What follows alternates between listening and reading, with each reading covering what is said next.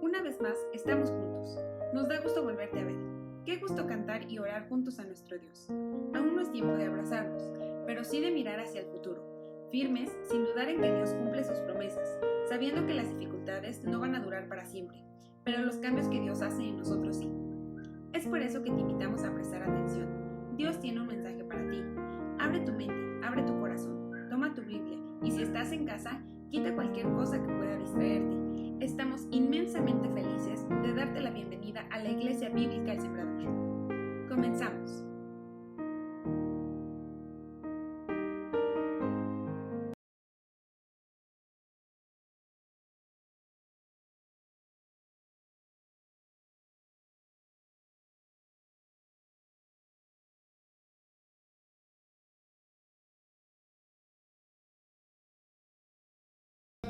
De que haya cristianos asintomáticos.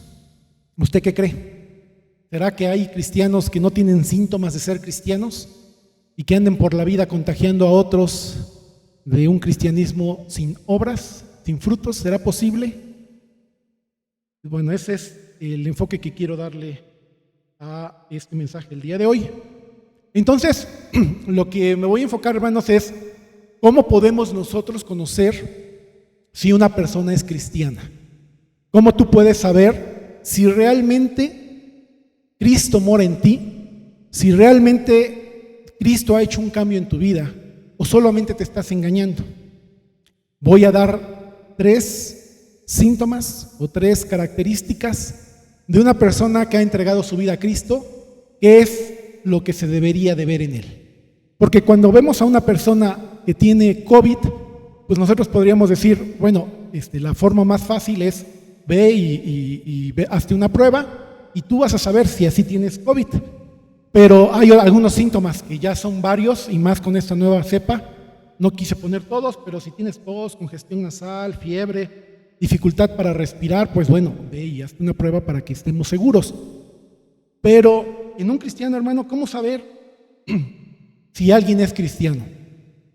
Hace tiempo, cuando yo estaba en la universidad, teníamos un grupo de estudio bíblico y varios amigos míos se convirtieron en ese momento en la universidad. Es decir, eran personas que no conocían una iglesia, no sabían toda la liturgia y que cantar y que orar y que parar y que sentarte y que saludarte. O sea, todo eso no lo conocían. Lo único que conocían, nos sentábamos en las gradas de la escuela y estudiábamos la Biblia.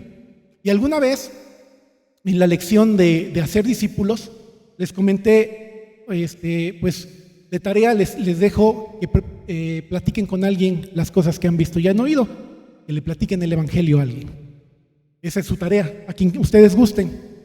Y entonces 3 amigos, muy grandes amigos míos, salieron y de repente los veo ya regresando como 1 hora. Ahí en los pasillos venían riéndose, venían codeándose, venían meneando la cabeza. Y yo les pregunté qué les pasó y me dijeron, es que pues, los 3 salimos y vimos a una persona ahí, a un amigo mío, a un amigo de ellos 3, y le hablamos y le empezamos a testificar. Lo hicimos los 3 porque pues, somos nuevos y pues, nos daba un poquito de miedo. Y entonces entre los 3 empezamos a testificarle.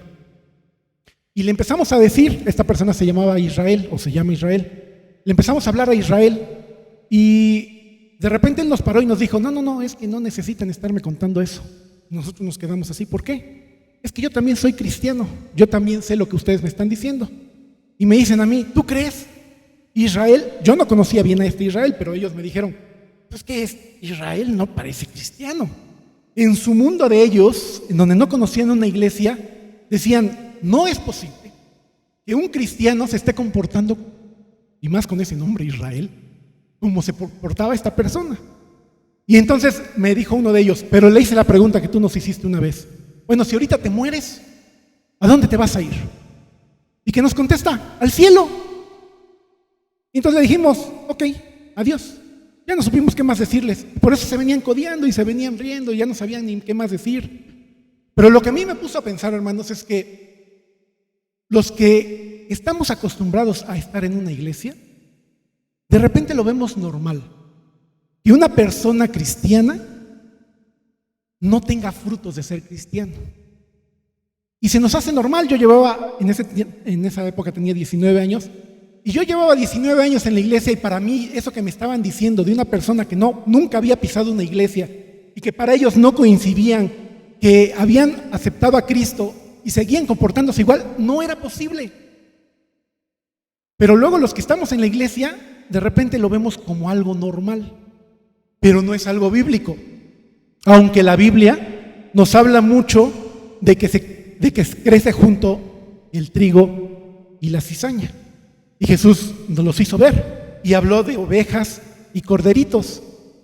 Y por eso es que es importante, hermanos, que empecemos a ver qué características debe de tener una persona que ha dedicado su vida o que ha entregado su vida a seguir a Jesús. Y después de saberlas, aplicarlas a nosotros y saber si nosotros tenemos estas 3 características. Bien, la primera característica es: no practica el pecado. La carta de Primera de Juan, hermanos, si usted tiene dudas si es cristiano o no, la carta de Primera de Juan tiene ese propósito. En Primera de Juan en el capítulo 5 nos dice: estas cosas os he escrito para que sepáis que tenéis vida eterna.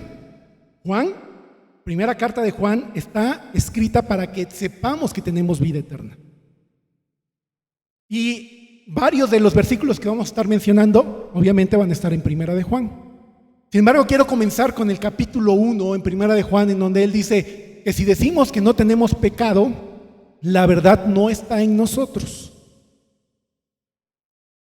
Pero si alguno ha pecado, tenemos abogado delante de Dios que pueda estar abogando por nosotros. Es decir, Juan dice: no estoy diciendo que no peca el cristiano. Esa no es la enseñanza. La enseñanza es que no practica el pecado. Alguien que hace un deporte, practica un deporte. Hace 8 días hablábamos de las Olimpiadas. Alguien que es diestro en hacer algo. Todos los que estuvimos viendo en la tele, aunque quedaban en último lugar, estuvieron practicando, son diestros en hacer. Es decir, cualquiera de esos atletas contra cualquiera de nosotros nos gana, pero por mucho. Están practicando algo. Hace tiempo tuve la oportunidad de ir a la despedida de Carlos Hermosillo. No sé si se acuerdan de Carlos Hermosillo. El goleador, bueno, que jugó en América, pero también jugó en Cruz Azul. Y la despedida fue en el Estadio Azul. Entonces yo llegué y era un juego lleno de amigos de Carlos Hermosillo, muchas estrellas, y toda la gente ahí contenta. Era su último juego de Carlos Hermosillo. Y de repente la mayor estrella que estábamos esperando todos llega en un helicóptero al centro del campo y se estaciona ahí, y baja Diego Armando Maradona. This big, dijera mi esposa, bien gordito, ¿no? Y baja del helicóptero y jugó como 10, 15 minutos nada más. Y los defensas ni lo atacaban porque no podía ni correr. De repente se cayó una vez. Ya no estaba practicando el fútbol, ya no era diestro. El Maradona que conocimos en el 86 y que hacía magia, ya no era él, ya no practicaba tanto ese deporte. A eso se refiere Juan. Tú eres Maradona no en los tiempos de que jugaba como un crack. Eres Maradona cuando terminó su carrera. Ya de por ahí le salía de repente un pase bueno, pero que caía y ya no podía ni correr. A eso se refiere Juan. Él, que es hijo de Dios, no practica el pecado. Dice Primera de Juan, capítulo 3, versículo 9. Todo aquel que es nacido de Dios no practica el pecado, porque la simiente de Dios permanece en él y no puede pecar porque es nacido de Dios. Primera característica, hermano, ¿por qué no puedes pecar? Porque no es nada más, tú no vas a pecar porque te prohíbo pecar. No. La Biblia dice es que tú no pecas porque la semilla de Dios, que eso significa la simiente, la semilla de Dios está plantada en ti. Cuando tú decidiste seguir a Cristo, vino el Espíritu Santo y vino a ser morada en ti. Y se plantó una semilla que en un futuro y en un tiempo va a dar un fruto. No pecas porque tu transformación es desde adentro y eres una nueva criatura. y todas las cosas son nuevas. Y como cristianos odiamos pecar. No quiere decir que no nos guste el pecado. El pecado nos sigue atrayendo, porque sabemos que nos dejó nuestra vieja naturaleza y nos siguen atrayendo el pecado. Sin embargo, si tú pecas, te sientes mal.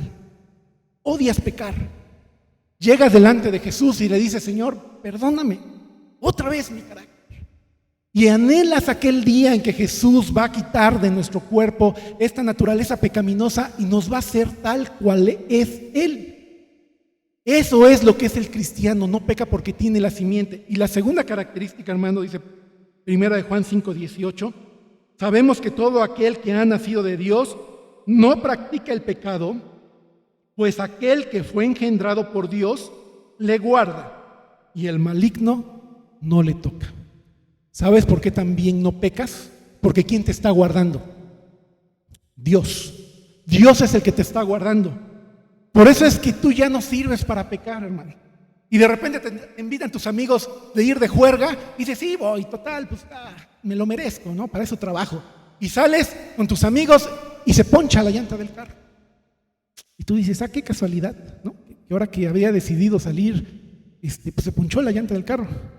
Y les tienes que decir como Jonás, ¿no? Échenme a mí al agua porque yo soy el salado, yo soy el que Dios no está permitiendo que yo peque.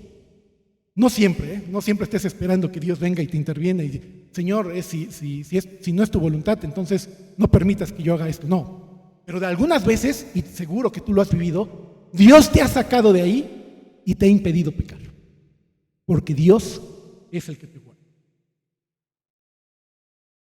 Segunda característica. Primera característica es que no practicamos el pecado. Segunda característica es que hace justicia y ama a su hermano.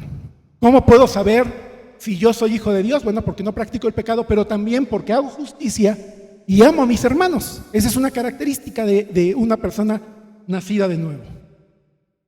Dice 1 Juan 3:10: en esto se manifiestan los hijos de Dios y los hijos del diablo.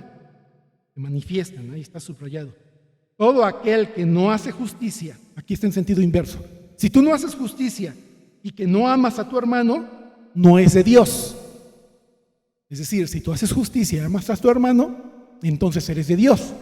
Y 1 Juan 3:14 dice: nosotros sabemos que hemos pasado de muerte a vida en que amamos a los hermanos. El que no ama a su hermano permanece en muerte. ¿Cómo sé, hermanos, que yo soy nacido de Dios? Porque amo a mis hermanos. Porque me nace un amor por estar con ellos, por convivir con ellos, por buscarlos. Y esas cosas a veces uno no se explica, ¿no? Es que pues, nunca lo he conocido, ¿no? O sea, no lo conocía, pero ahora ya me llevo muy bien con él. Y ahora ya me siento muy bien platicando con ellos. ¿Por qué? Porque eres un hijo de Dios. No te sientes tan bien. Sí, todos tenemos amigos. Yo tengo muy grandes amigos que no son cristianos, muy grandes amigos. Pero no es lo mismo, hermano. No es lo mismo porque no puedes hablar de cosas eternas con ellos. Son cosas banales de aquí, de la vida. Pero solo con nuestros hermanos podemos hablar de cosas eternas. ¿Qué es hacer justicia, hermano? ¿Qué es hacer justicia? Porque de repente entendemos: bueno, a mí sí se me da hacer justicia y me convierto en el juez de todos ellos. ¿Eso será hacer justicia? Miqueas capítulo 6 dice el profeta: ¿con qué me presentaré delante de Dios? En el versículo 6. ¿Me presentaré con holocaustos? ¿Me presentaré con becerros de un año? Y él se contesta en el versículo 8 y dice: oh hombre, Él te ha mostrado lo que es bueno. ¿Qué es lo que te ha mostrado Dios? ¿Qué es lo que tenemos que hacer? Hacer justicia, amar misericordia y humillarte ante tu Dios. Esas son las cosas que Dios está pidiendo y ese es el fruto que se está esperando. Juan dice: pero el que tiene bienes en este mundo, esto es justicia. Juan nos va a explicar lo que es ser justo. Pero el que tiene planes en este mundo y ve a su hermano tener necesidad y cierra contra él su corazón, ¿cómo mora el amor de Dios en él? Hijitos míos, no amemos de palabra ni de lengua, sino de hecho y en verdad. y en esto conocemos que somos de la verdad y aseguramos nuestros corazones delante de Él.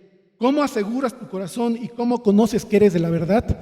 Porque no amas de palabra. Fíjate que no está diciendo el que tiene muchos bienes. Está diciendo el que tiene bienes. ¿Quién tiene bienes? Todos tenemos bienes. ¿Cómo se muestra la justicia, hermanos? En que los bienes que Dios ha dado con nosotros, muchos o pocos, estamos dispuestos a compartirlos con el que menos tiene. Y cuando estás haciendo eso y cuando estás participando de lo mucho que te ha dado Dios, en ese momento dice que te aseguras tu corazón delante de Él. ¿Por qué a veces tenemos dudas, hermanos, de que si somos hijos o no somos hijos de Dios? Porque estamos más acostumbrados a que nos den que a dar. Y dice la Biblia, una forma en que tú puedes saber si eres hijo de Dios es que tú vas a dar ahora. Tú vas a proveer a los que tienen más necesidad. Llevamos dos. ¿Sí? ¿Cuál es la primera? Porque no practica el pecado. ¿Cuál es la segunda? Hace justicia y ama a su hermano. Tercera y última. Por sus frutos. Eso nos lo dijo Jesús, ¿verdad? Está bien claro y a lo mejor fue lo primero que pensaste. Cuando Jesús dijo, mirad que nadie os engañe. ¿Verdad? Por sus frutos los vas a conocer. ¿Qué significa esto? El pasaje está en Mateo 7:15. Dijo Jesús, guardaos de los falsos profetas. Fíjate que aquí está hablando de personas que están dentro de la iglesia. ¿Qué es un profeta? No es alguien nada más que da profecía para uso futuro. Profeta es traer palabra de Dios al pueblo, eso significa. Es decir, predicadores. Alguien que se para aquí, esta es la advertencia de Jesús. Guárdate de falsos profetas. Que vienen a vosotros vestidos de ovejas, pero por dentro son lobos rapaces. Por sus frutos los conoceréis. Bien sencillo, Jesús usa unas enseñanzas bien prácticas. ¿Acaso se recogen uvas de los espinos o higos de los abrojos? ¿Cuándo has ido a recoger un racimo de uvas de un huizache, hermano? Nunca. Sin embargo, mucha gente se casa con un huizache, pensando que algún día le va a dar un racimo de uvas. Pero Jesús es bien claro y dice, un huizache, por más que quiera, no va a dar un racimo de uvas. Y una vid, por más que quiera, no va a dar espinos. Y así lo dice Jesús. Así todo buen árbol da buenos frutos, pero el árbol malo da frutos malos. No puede el buen árbol dar malos frutos, ni el árbol malo dar frutos buenos. Todo árbol que no da buen fruto es cortado, y esta es la advertencia, y echado en el fuego. Así que por sus frutos los conoceréis.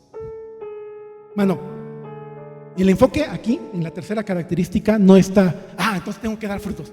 ¿Cuál es el fruto? El fruto del Espíritu es amor, gozo, paz, paciencia, benignidad, bondad, fe, mansedumbre, templanza. Contra tales cosas no hay ley. Creo que por ahí se me olvidó. Y entonces dice, tengo que amar a los hermanos. Y andamos esforzándonos por amar a los hermanos. Tengo que tener paz. Y ahí andamos teniendo nuestro esfuerzo, pero esa no es la enseñanza, hermano.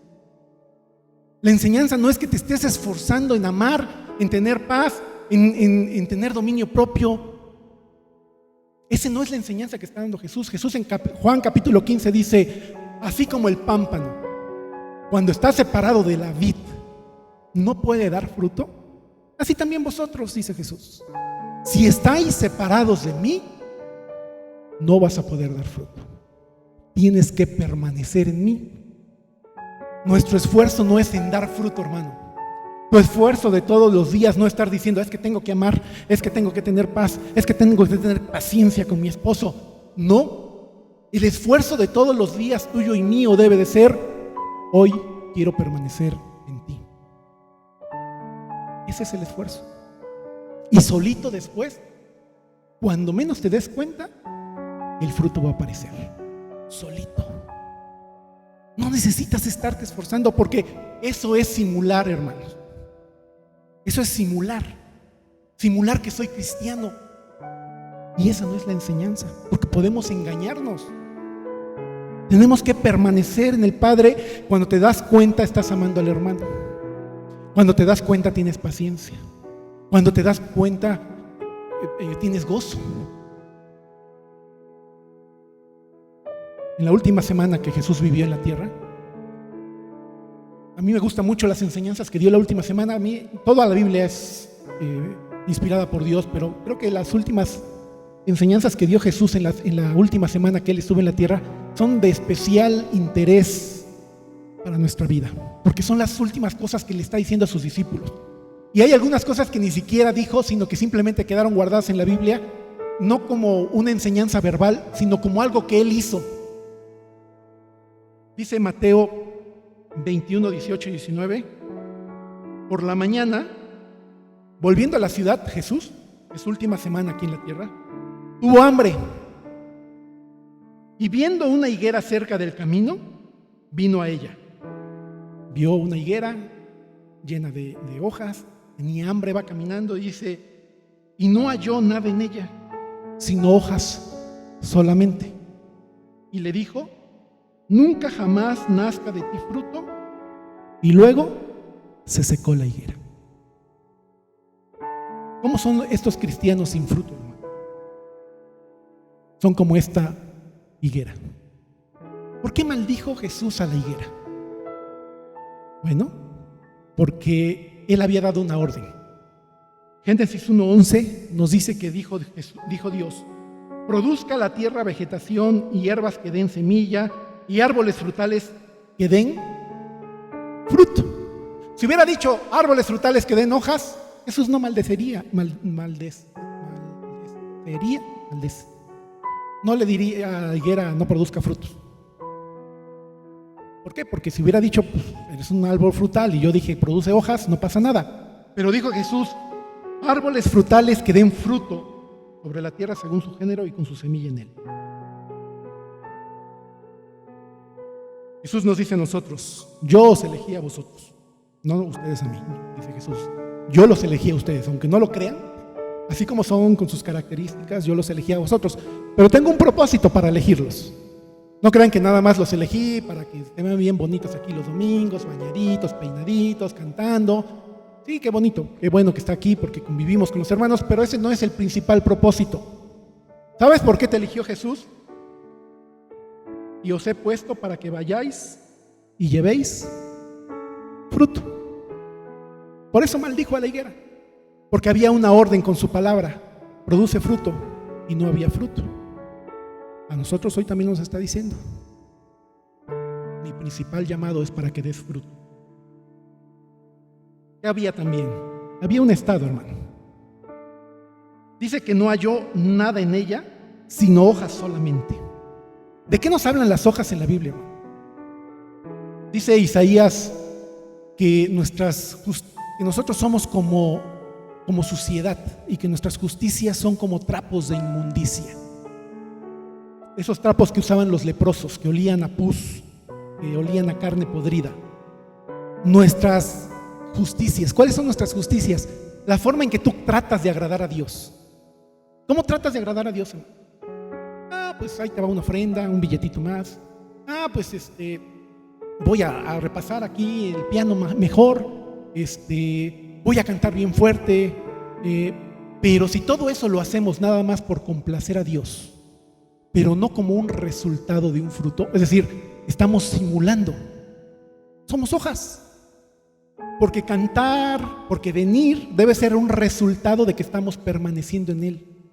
No un esfuerzo en mi propia carne para tratar de agradar a Dios. Esas obras son las que dice Dios. No sirven. Son trapos de inmundicia. Y sigue diciendo Isaías, somos como una hoja que cae y nuestras maldades nos llevaron por el viento. ¿Sabes por qué Jesús odia las hojas y que nada más tengamos hojas y no fruto? Los primeros hombres en la tierra, Adán y Eva, pecaron. Se escondieron de Dios. ¿Y sabes qué hicieron? En lugar de pedir perdón y venir con Dios, ¿qué hicieron, hermanos? Se hicieron unos delantales. ¿De qué? ¿De hojas de qué? de higuera. Qué casualidad, ¿no? Hojas de higuera.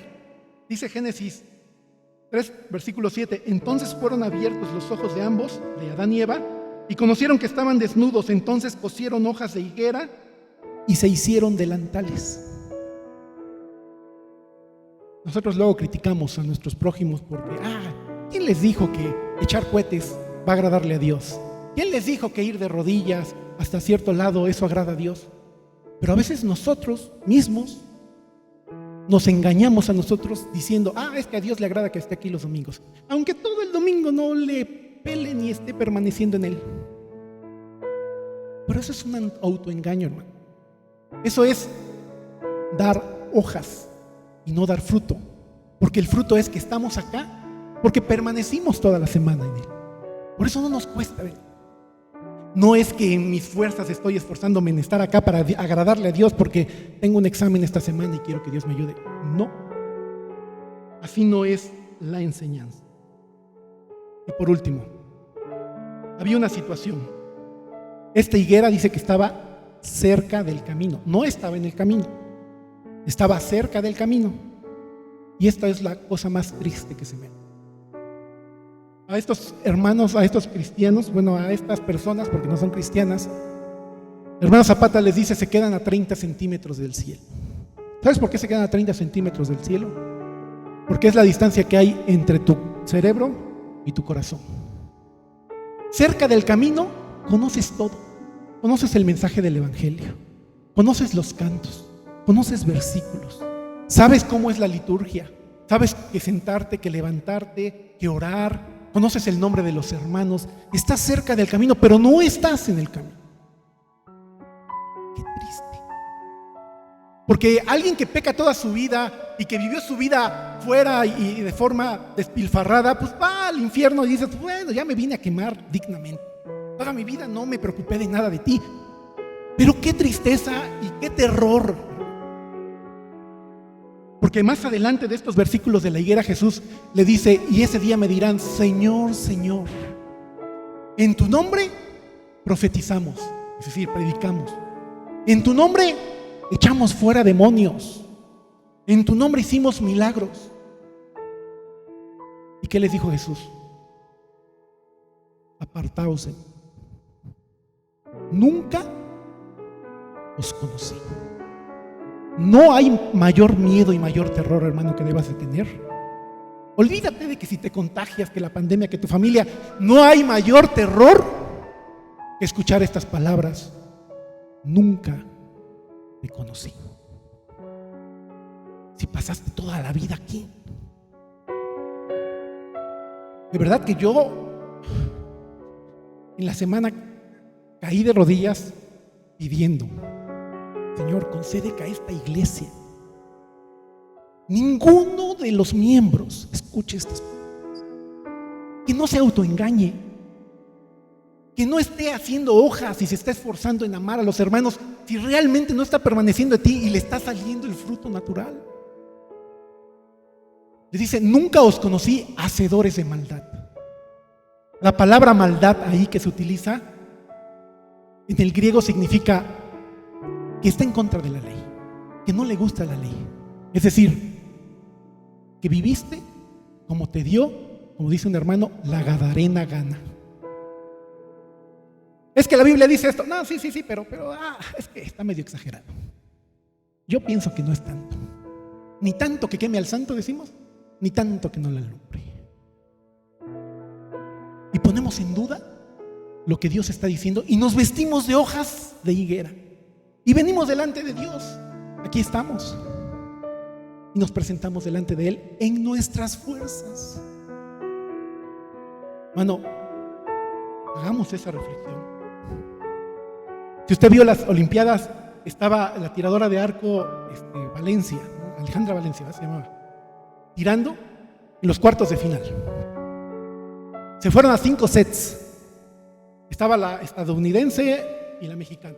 Ya nos había dado una medalla y por eso estábamos nerviosos y pensando que nos iban a dar otra medalla. Y tiran la estadounidense el último tiro, se iban a un tiro nada más y tiró un tiro de 10. ¡Pum! Le puso presión a nuestra mexicana. Ella tira el tiro y también tiene un tiro de 10. Pero adivina qué, tuvieron que medir, porque en ese tipo de descalificación, solo la flecha que está más cerca del centro es la que pasa. Y entonces midieron a nivel centímetro y a nivel milímetro, y México no pasó. Digo, no perdimos una medalla por centímetros, por poco, cerca del campo. Una medalla no pasa nada, pero la eternidad, ¿estás dispuesto, hermano, a jugarte la eternidad? Pablo le dijo a Agripa, que le dijo, por poco me persuades a ser cristiano. Y Pablo le dijo, quisiera Dios, y que esas palabras Pablo nos las esté diciendo hoy, que por poco o por mucho, no solamente tú, sino también todos los que me oyen, fuisteis hechos tal cual yo soy, dice Pablo.